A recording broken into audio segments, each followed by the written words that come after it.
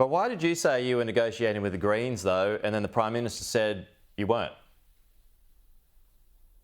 Well, what the Prime Minister has said is that the Prime Minister and the Australian Labor Party are not going to amend the bill to include what's called a climate trigger. And this is something that the Greens have been asking for. We're not going to do it because the safeguard mechanism is the way that we deal with carbon emissions in this country. That's a mechanism that the Greens and the crossbench voted for and agreed with. It's bringing down carbon emissions and we're not going to have two different ways of dealing with carbon pollution, one in the safeguard mechanism and one in the environment laws. That's just common sense. So you and the PM are cool? Yeah, always. Yeah. Okay. So it doesn't seem though you're having any success so far though. Do these reforms get kicked into the next term now? Oh no, I certainly haven't given up. My door's still open. I'm continuing to talk with senators and I'd like to see this bill passed. There is nothing in this bill that the Greens actually object to. What they're complaining about is that we're not implementing their election policy in our bill.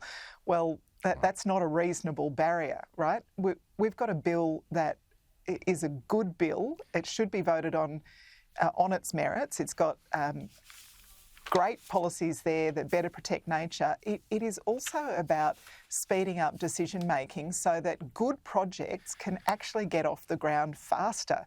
Setting up Environment Information Australia means that people who are wanting to build a housing project or a road or some infrastructure actually can get information up front so they can avoid sensitive areas, avoid threatened species. It means that they can get environmental data that they would otherwise be collecting themselves, sometimes over the course of several years. They can use that data to see their project approvals speeded up by months or even by years.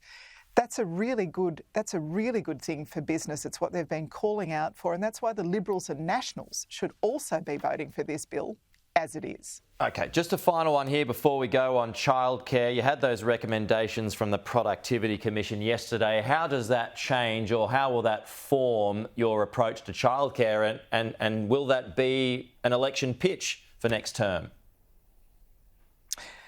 Look, I think this Productivity Commission report is incredibly valuable.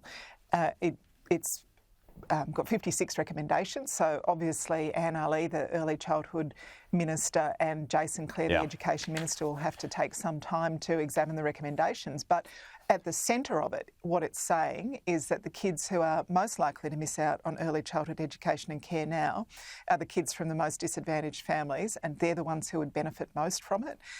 The really important thing about this report is that it actually says early childhood education and care is a good in itself. It's good for kids and it's also good for productivity for Australia. We can release the talents of a whole lot of working parents who would love to be back in the workforce or working more days a week if only they could afford the childcare. So it's good for kids and it's good for parents, but it's also good for the nation if we get this right.